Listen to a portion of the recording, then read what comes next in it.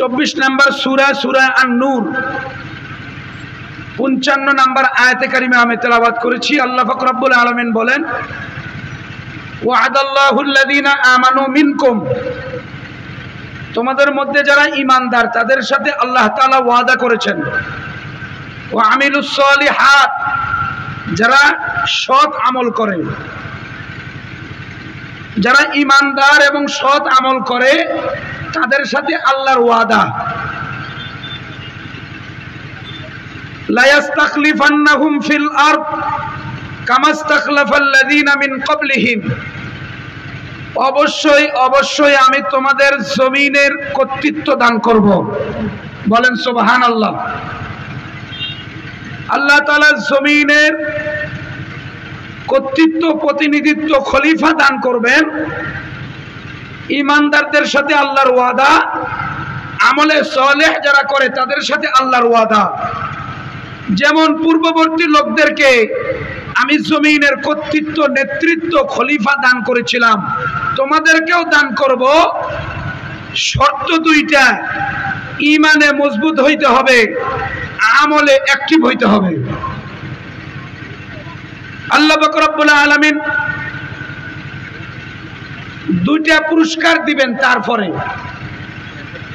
ওয়ালা ইউমাক্কিনান্না লাহুম দীনাহুমুল্লাযী ইরতাদা লাহুম, তোমাদেরকে আমি শক্তিশালী করব, তোমাদের ইসলামকে আমি শক্তিশালী করব, যে ইসলাম তোমাদের নিকট পছন্দিদা, যে দিন তোমাদের নিকট পছন্দিদা, যে ঈমানের উপরে চলা, যেই ধর্মের উপরে চলা তোমার নিকট সবচেয়ে অতি প্রিয়, সেটাকে আমি শক্তিশালী করে দিব। ওয়ালা ইউবাদদিলান্নাহুম মিন বাদি খাউফিহিম আমনা, আরেকটা পুরস্কার আল্লাহ তাআলা দিবেন, সেটা হলো তোমাদের ভয় ভীতি ছিল, সে ভয় ভীতিকে আমি নিরাপত্তা দিয়ে পরিবর্তন করে দিব। জোরে করে আল্লাহু আকবার।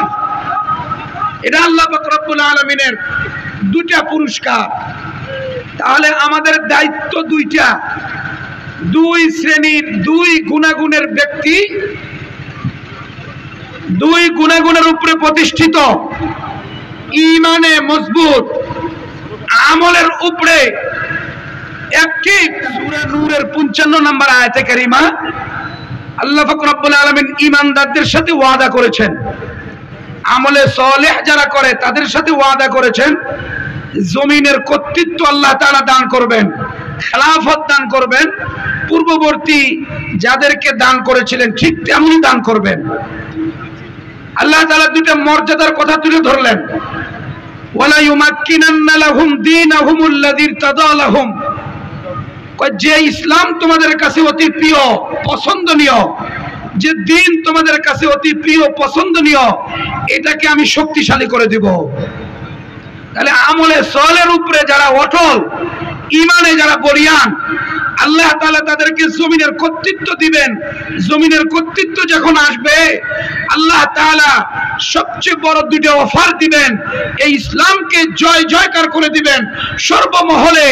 যেটা আমরা চাই আমাদের ঘরে, আমাদের পরিবারে, সমাজে, রাষ্ট্রে, প্রত্যেকটা এরিয়ায় এটাকে আমরা স্বতঃস্ফূর্তভাবে প্রত্যেকের মাঝে দেখতে চাই, ঠিক আল্লাহ তাআলা তেমনি করে দিবেন। ওয়ালা ইউবাদদিলান্নাহুম মিন বাদি খাউফিহিম আমনা, আল্লাহ তাআলা এই ভয় ভীতিকে দূর করে দিয়া নিরাপত্তা দিয়ে ভর্তি করে দিবেন। আল্লাহ তাআলা এই আয়াতের দিক নির্দেশনায় আমরা ঈমানকে মজবুত করব ইনশাআল্লাহ, আমলে সালের উপরে আমরা যত্নবান হব ইনশাআল্লাহ।